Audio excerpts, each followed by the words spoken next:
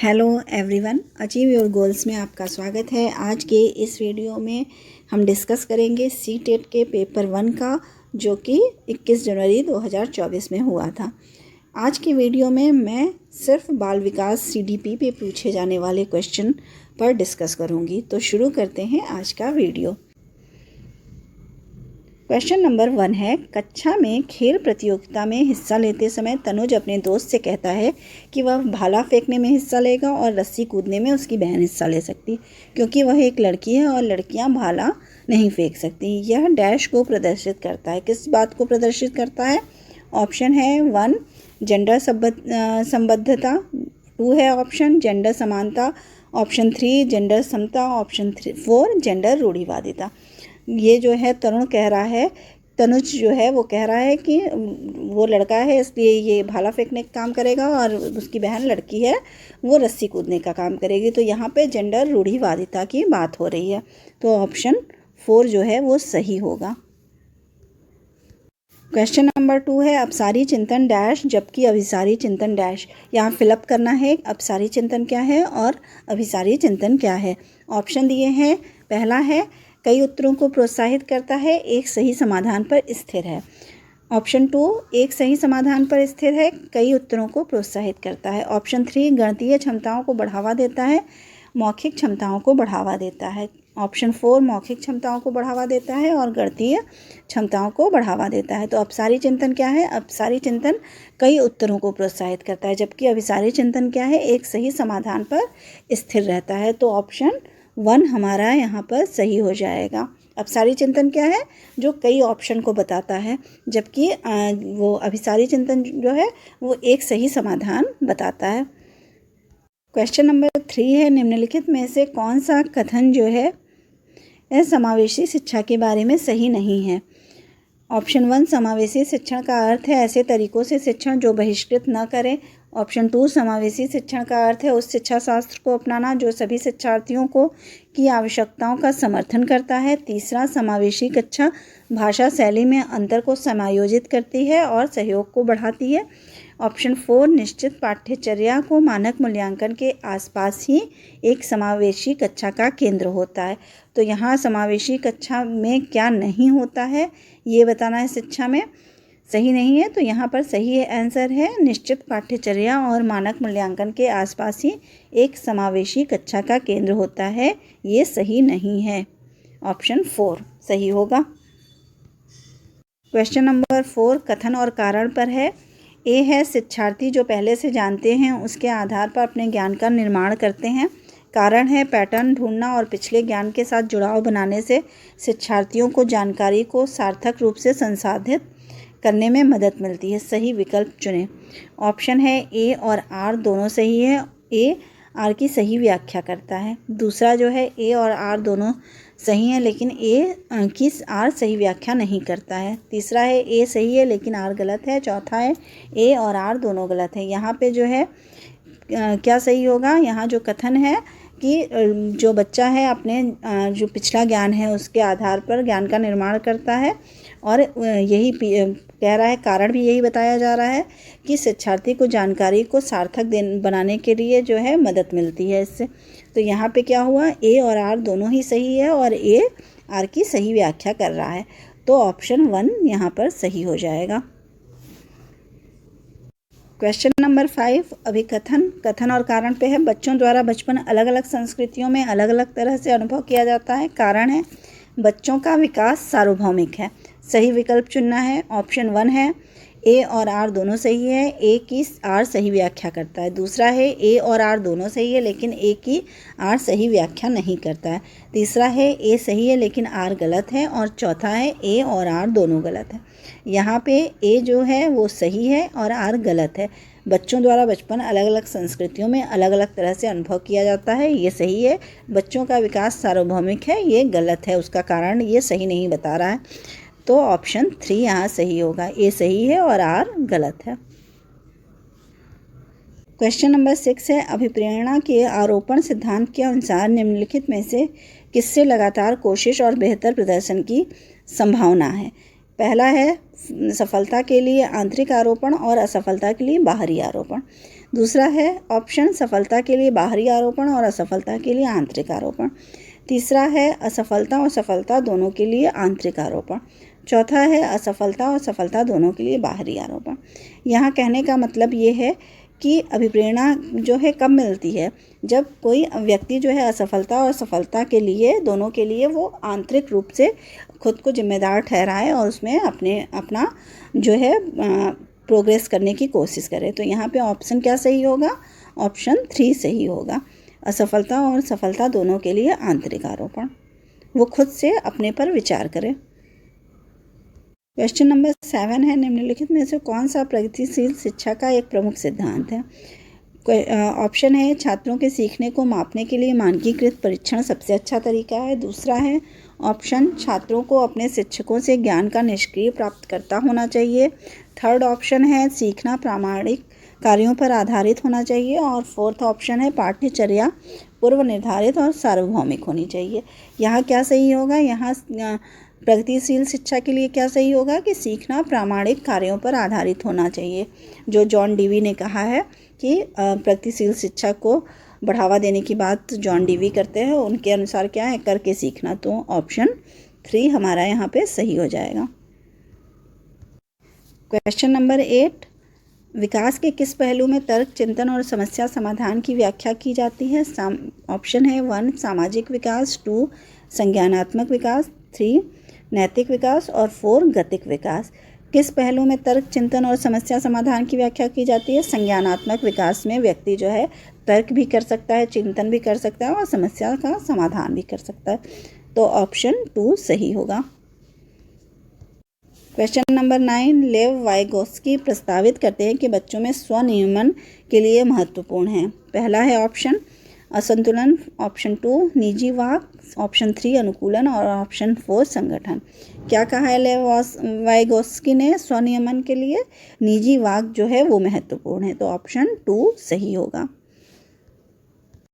Question number 10, ये कथन और कारण वाला प्रश्न है। अभिकथन है ए, लॉरेंस कोहलबर्ग के नैतिक विकास सिद्धांत में बच्चे कार्यों को उनके परिणाम के आधार पर अच्छा या बुरा समझने से इस समझ पर पहुंचते हैं कि नियम और कानून नम्य हैं और बदले जा सकते हैं।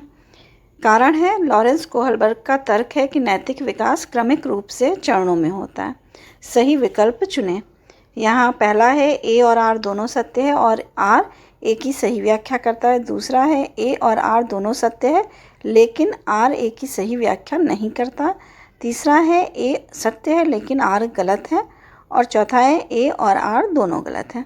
यहाँ पे क्या है, जो बात कही जा रही है वो दोनों ही बातें जो हैं सही है। ए भी सही है और आर भी सही है कि नैतिक विकास सिद्धांत में लॉरेंस कोहलबर्ग कहते हैं कि अच्छा या बुरा समझने से, परिणाम के आधार पर अच्छा या बुरा समझने से इस समझ पर पहुंचते हैं कि नियम और कानून बदले जा सकते हैं। और कारण ये बताया जा रहा है कि नैतिक विकास क्रमिक रूप से चरणों में होता है। दोनों ही बातें सही है। तो हम, और जो आर है वो एक ही सही व्याख्या कर रहा है। तो हमारा आंसर क्या होगा? ऑप्शन ए होगा। ए और आर दोनों सत्य हैं, आर ए की सही व्याख्या करता है। क्वेश्चन नंबर 11, हावर्ड गार्डनर के बहुविधि सिद्धांत के अनुसार निम्नलिखित में से कौन सा सेट बुद्धि और उसके संबंधित विशेषताओं के सही मेल का प्रतिनिधित्व करता है? पहला है अंतर्वैयक्तिक दूसरों को समझने और उनके साथ संबंध स्थापित करने के कौशल। सेकंड है ऑप्शन तार्किक, गणितीय, नृत्य या क्रीड़ा संबंधी क्षमताएं। थर्ड ऑप्शन है संगीतमय प्रदर्शन या रचना करने के कौशल। और फोर्थ है स्थानिक प्राकृतिक वातावरण सराहना करने के कौशल। तो यहाँ पे कौन सा सही होगा? सही होगा ऑप्शन 3 संगीतमय में प्रदर्शन या रचना करने के कौशल जो होते हैं वो संगीतमय में आते हैं। तो ऑप्शन 3 हमारा जो है वो सही होगा। ये जो है सही मैच कर रहा है। क्वेश्चन नंबर 12, निम्नलिखित में से कौन सा कथन अधिगम के बारे में सही नहीं है? ऑप्शन 1 अधिगम शिक्षार्थी के पूर्व ज्ञान पर निर्भर है। ऑप्शन 2 अधिगम का तात्पर्य पूर्व वैचारिक स्कीमाओं के पुनर्गठन से है। ऑप्शन 3 अधिगम सामाजिक क्रिया द्वारा संसाधित होती है। और 4 है अधिगम एक प्रक्रिया नहीं अपितु एक उत्पाद है। यहाँ सही आंसर क्या होगा? ऑप्शन 4 अधिगम एक प्रक्रिया नहीं अपितु एक उत्पाद है। ऑप्शन 4 सही होगा। क्वेश्चन नंबर 13, निम्नलिखित में से कौन सा कारक समस्या समाधान को बढ़ावा देता है? 1 अपसारी चिंतन, ऑप्शन 2 कार्यात्मक स्थिरता, ऑप्शन 3 निष्क्रिय अनुसरण और ऑप्शन 4 प्रतिक्रिया सेट। क्या करता है, कौन सा कारक समस्या समाधान को बढ़ावा देता है? अपसारी चिंतन। ऑप्शन 1 सही होगा। क्वेश्चन नंबर 14, कोहलबर्ग के नैतिक विकास सिद्धांत के अनुसार किस स्तर पर बच्चे आत्म केंद्रित होते हैं और किसी कार्य को करने में अपना ही लाभ देखते हैं? ऑप्शन 1 है पहले स्तर के पहले चरण में, ऑप्शन 2 है पहले स्तर के दूसरे चरण में, ऑप्शन 3 है दूसरे स्तर के तीसरे चरण में और ऑप्शन 4 है तीसरे स्तर के 5वें चरण में। कौन सा यहाँ पर सही होगा? कब जो है बच्चे अपना ही लाभ देखते हैं? पहले स्तर के दूसरे चरण में। ऑप्शन 2 सही होगा। क्वेश्चन नंबर 15, वंचित वर्गों से संबंधित विद्यार्थियों के समावेशन के लिए ऑप्शन है 1 विविध परंपराओं के प्रति जागरूकता और संवेदनशीलता को बढ़ावा देना, ऑप्शन 2 पहचान आधारित रूढ़ियों को प्रमाणित और प्रोत्साहित किया जाना चाहिए, तीसरा है सामाजिक संबद्धता के आधार पर कक्षा में अलगाव करना चाहिए, चौथा है समान क्षमताओं के आधार पर विद्यार्थियों को समूह में विभाजित करना चाहिए। यहाँ पे वंचित वर्गों से संबंधित विद्यार्थियों के समावेशन की बात की जा रही है, तो सही आंसर क्या होगा? विविध परंपराओं के प्रति जागरूकता और संवेदनशीलता को बढ़ावा देना चाहिए। ऑप्शन 1 यहाँ सही होगा। क्वेश्चन नंबर 16 है, निम्नलिखित में से उपयोगी प्रतिपुष्टि की एक विशेषता कौन सी है? ऑप्शन 1 है यह केवल कार्य के अंत में ही दी जाती है, ऑप्शन 2 यह व्यापक और सामान्य होती है, ऑप्शन 3 यह केवल परिणामों पर केंद्रित होती है, ऑप्शन 4 यह सामयिक और विशिष्ट होती है। जो प्रतिपुष्टि के लिए दी जाती है, प्रतिपुष्टि की एक विशेषता क्या होती है कि यह सामयिक और विशिष्ट होती है। ऑप्शन 4 यहाँ पर सही होगा। क्वेश्चन नंबर 17 है, समीपस्थ सिद्धांत कहता है कि शैशवावस्था में ऑप्शन है 1 अंग हाथों और पैरों की तुलना में तेज़ी से बढ़ते रहते हैं, ऑप्शन 2 है विकास सिर से पांव तक होता है, ऑप्शन 3 है भाषा का विकास तेज़ी से होता है क्योंकि वह विकास के लिए संवेदनशील अवधि है, ऑप्शन 4 सूक्ष्म गतिक कौशल के विकास के साथ शारीरिक विकास तेज़ी से होता है। यहाँ पर सही आंसर क्या होगा? समीपस्थ सिद्धांत कहता है कि शैशवावस्था में अंग जो है वो हाथों और पैरों की तुलना में तेज़ी से बढ़ते हैं, तो ऑप्शन 1 यहाँ पे सही होगा। क्वेश्चन 18 कथन और कारण वाला है। कथन है कि विद्यालयी पाठ्यक्रम को विद्यार्थी के सांस्कृतिक ज्ञान को उचित स्थान और मूल्य देना चाहिए। कारण इसका बताया जा रहा है कि विद्यार्थियों को उनकी सांस्कृतिक पहचान को बनाए रखने के लिए समर्थन प्रदान करना सीखने की प्रक्रिया को सुगम बनाता है। यहाँ पर सही विकल्प चुनना है। ऑप्शन है ए और आर दोनों सही हैं और ए की आर सही व्याख्या करता है, दूसरा है ए और आर दोनों सही हैं लेकिन ए की आर सही व्याख्या नहीं करता है, तीसरा है ए सही है लेकिन आर गलत है और चौथा है ए और आर दोनों गलत हैं। तो यहाँ पर क्या सही होगा? ये दोनों ही बातें सही हैं और जो है ए की आर सही व्याख्या कर रहा है। ऑप्शन 1 सही होगा क्योंकि यहाँ है विद्यालयी पाठ्यक्रम को विद्यार्थी के सांस्कृतिक ज्ञान को उचित स्थान और मूल्य देना चाहिए और दूसरी बात जो कही जा रही है वो उसका कारण सही बता रही है कि विद्यार्थियों को उनकी सांस्कृतिक पहचान को बनाए रखने के लिए समर्थन प्रदान करना चाहिए। तो ऑप्शन यहाँ पर 1 जो है वो सही हो जाएगा। क्वेश्चन नंबर 19 निम्नलिखित में से किसी रचनात्मक मूल्यांकन नहीं माना जाएगा। 1 है छात्रों के पूर्ण ज्ञान को निर्धारित करने के लिए एक नई अवधारणा की शुरुआत में दिया गया आकलन, ऑप्शन 2 है छात्रों और शिक्षकों को अग्रगामी प्रतिपुष्टि प्रदान करने के लिए कक्षा के दौरान दिया गया मूल्यांकन, ऑप्शन 3 है एक मूल्यांकन कार्य जो मानदंड के एक मानक पैमाने के अनुसार छात्रों की तुलना करने में सहायक होता है, चौथा है एक आकलन एक छात्र के सीखने में गलत धारणाओं की पहचान करने के लिए प्रयोग किया जाता है। यहाँ पे क्या सही आंसर होगा? यहाँ सही आंसर होगा ऑप्शन 3, एक मूल्यांकन कार्य जो मानदंड के एक मानक पैमाने के अनुसार छात्रों की तुलना करने में सहायक होता है। क्वेश्चन नंबर 20 है, निम्नलिखित में से पठन वैफल्य की एक विशिष्ट विशेषता कौन सी है? ऑप्शन है 1 रचनात्मक समस्या समाधान में कठिनाई, 2 ध्वन्यात्मक प्रसंस्करण में कठिनाई, ऑप्शन 3 शारीरिक समन्वय में कठिनाई और ऑप्शन 4 स्थानिक समझ जानकारी में कठिनाई। तो पठन वैफल्य की एक विशिष्ट विशेषता क्या होती है कि ध्वन्यात्मक प्रसंस्करण में कठिनाई होती है। ऑप्शन 2 सही होगा। पठन वैफल्य क्या होता है?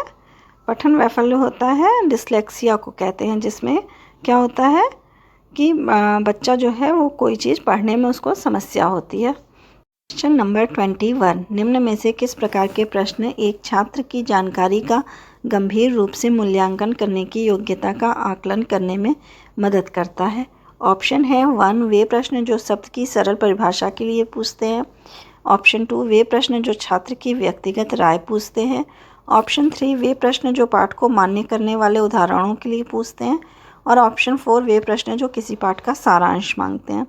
तो यहाँ पे बताना है कि कौन सी जो है गंभीर रूप से मूल्यांकन करने की योग्यता का आकलन करते हैं जब हम किसी से पूछते हैं कि उनकी व्यक्तिगत राय क्या है। तो ऑप्शन 2 यहाँ पर सही होगा। क्वेश्चन नंबर 22, बाधिता एक डैश स्थिति है जबकि अक्षमता एक डैश स्थिति है। ऑप्शन है 1 जैविक कार्यात्मक, दूसरा कार्यात्मक जैविक, ऑप्शन 3 है क्रियात्मक शारीरिक और ऑप्शन 4 है सामाजिक मनोवैज्ञानिक। क्या है? बाधिता जो है वो विकलांगता को कहते हैं। तो विकलांगता एक जैविक है, वो जन्म से है या बाद में जो भी होती है विकलांगता, वो एक जैविक स्थिति है। जबकि अक्षमता जो है वो क्या है? कार्यात्मक है। किसी को जब कार्य करने में समस्या आती है तो उसे हम अक्षमता कहते हैं। और जबकि बाधिता जो है वो शारीरिक कार्य की जो है वो संरचनात्मक दृष्टि से जब कोई नहीं कर पाता है कोई कार्य तो उसे हम बाधिता कहते हैं। तो ऑप्शन 1 यहाँ पर सही होगा। बाधिता एक जैविक है स्थिति और जो अक्षमता है वो क्या है? कार्यात्मक स्थिति। ऑप्शन 1 सही होगा। क्वेश्चन नंबर 23, निम्नलिखित में से कौन सा कथन संज्ञान और भावनाओं के बीच के संबंध को उपयुक्त रूप से परिभाषित करता है? पहला है संज्ञान और भावनाएं दोनों स्वतंत्र प्रणालियां हैं। दूसरा है भावनाएं और संज्ञान आपस में एक दूसरे पर पारस्परिक रूप से निर्भर करते हैं। तीसरा है संज्ञान भावनाओं को प्रभावित करता है लेकिन इसका विपरीत सत्य नहीं है। चौथा, भावनाएं संज्ञान को प्रभावित करती हैं लेकिन इसका विपरीत सत्य नहीं है। यहाँ सही आंसर क्या होगा? सही आंसर होगा ऑप्शन 2, भावनाएं और संज्ञान आपस में एक दूसरे पर पारस्परिक रूप से निर्भर करते हैं। क्वेश्चन नंबर 24, प्राथमिक कक्षाओं में भाषा का विकास किस प्रकार संसाधित होता है? ऑप्शन है 1 जब शिक्षक अमूर्त अवधारणाओं को संदर्भित करने के लिए ठोस उदाहरणों का उपयोग करते हैं, ऑप्शन 2 जब शिक्षक औपचारिक भाषा के प्रयोग पर जोर देते हैं और उसे लागू करते हैं, ऑप्शन 3 जब शिक्षक बच्चों की मातृभाषा की अवहेलना और उपेक्षा करते हैं, ऑप्शन 4 जब शिक्षक मूर्त वस्तुओं के बजाय संकेतों और प्रतीकों से शुरू करते हैं। यहाँ सही आंसर क्या होगा? प्राथमिक कक्षाओं में भाषा का विकास किस प्रकार होना चाहिए? तो जब शिक्षक अमूर्त अवधारणाओं को संदर्भित करने के लिए ठोस उदाहरणों का प्रयोग करते हैं। ऑप्शन 1 सही होगा। क्वेश्चन नंबर 25, निम्नलिखित में से कौन आंतरिक अभिप्रेरणा का सही वर्णन करता है?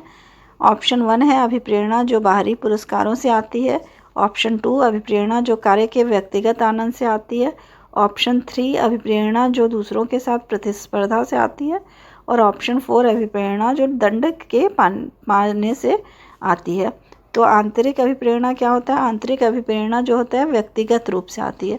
अंदर से जो अभिप्रेरणा आती है उसको हम आंतरिक अभिप्रेरणा या सकारात्मक अभिप्रेरणा भी कहते हैं वो अंदर से आती है, तो व्यक्तिगत आनंद से आती है। ऑप्शन 2 यहाँ सही होगा। क्वेश्चन नंबर 26, निम्न में से कौन सा आलंबन के उदाहरण है? ए बोलकर सोचो, ऑप्शन बी संकेत और इशारे, ऑप्शन सी प्रश्न, ऑप्शन डी आधा हल किया हुआ उदाहरण, ऑप्शन ई रट कर दोहराओ। इसमें से कौन सा आलंबन के उदाहरण है? तो ऑप्शन यहाँ दिया हुआ है 1 ए और बी ऑप्शन 2 है ABC, ऑप्शन 3 है ABCD और ऑप्शन 4 है ABCDE। तो यहाँ पे आलंबन के कौन से उदाहरण हैं? बोलकर सोचो, संकेत और इशारे और प्रश्न, आधा हल किया हुआ उदाहरण, ये सभी जो हैं वो आलंबन के उदाहरण हैं। तो ऑप्शन ABCD यहाँ पे सही है। तो ऑप्शन कौन सा सही होगा? जिसमें ABCD होगा ऑप्शन 3 सही होगा। क्वेश्चन नंबर 27, विकास के क्रम में बच्चे सूक्ष्म पेशीय कौशल से पहले सकल पेशीय कौशल विकसित करते हैं। यह दर्शाता है ऑप्शन 1 अराजक, ऑप्शन 2 शीर्षगामी, ऑप्शन 3 रेखीय, ऑप्शन 4 समीप दुराभिमुख। कौन सा है होगा सही आंसर? इसका सही आंसर होगा ऑप्शन 4 समीप दुराभिमुख। क्वेश्चन नंबर 28, जीन पियाजे के संज्ञानात्मक विकास के सिद्धांत के अनुसार निम्नलिखित में से कौन सी क्षमता मूर्त संक्रियात्मक सोच को पूर्व संक्रियात्मक सोच से अलग करती है? ऑप्शन 1 इंद्रियों का समन्वय, 2 विकेंद्रण, ऑप्शन 3 है परिकल्पित तार्किकता और ऑप्शन 4 है वस्तु स्थायित्व। क्या करती है मूर्त संक्रियात्मक सोच को पूर्व संक्रियात्मक सोच से अलग? क्या करती है? विकेंद्रण। तो ऑप्शन 2 जो है यहाँ पे हमारा सही हो जाएगा। क्वेश्चन नंबर 29, रस्सी कूदते समय पैर में रस्सी फंसने के कारण आउट होने के बाद अरु कहती है कि उसे रस्सी ने जानबूझकर आउट किया है। जीन पियाजे के संज्ञानात्मक विकास सिद्धांत को किस अवस्था में बच्चे इस तरह के तर्क देते हैं? ऑप्शन 1 है मूर्त संक्रियात्मक अवस्था, 2 औपचारिक संक्रियात्मक अवस्था, 3 संवेदी चालक अवस्था और 4 पूर्व चलन अवस्था। किसमें करते हैं ऐसा? पूर्व चलन अवस्था में। ऑप्शन 4 यहाँ पे सही होगा। क्वेश्चन नंबर 30, सीखने के सामाजिक संरचनावादी विचार इस बात की वकालत करते हैं कि ऑप्शन है 1 शिक्षार्थी दूसरों से निष्क्रिय रूप से ज्ञान प्राप्त करते हैं, ऑप्शन 2 शिक्षार्थी सक्रिय रूप से ज्ञान का निर्माण करते हैं, ऑप्शन 3 व्याख्यान देने और समझाने से प्रभावी शिक्षण सक्रिय होता है, ऑप्शन 4 प्रत्याहार और दोहराव की चिंतन प्रक्रिया से प्रभावी शिक्षण होती है। यहाँ पे क्या सही होगा? सीखने के सामाजिक संरचनावादी विचार इस बात की वकालत करते हैं कि शिक्षार्थी सक्रिय रूप से ज्ञान का निर्माण करते हैं। ऑप्शन 2 सही होगा। अगर आपको मेरी ये वीडियो पसंद आई हो तो प्लीज़ लाइक और सब्सक्राइब करें। Thank you.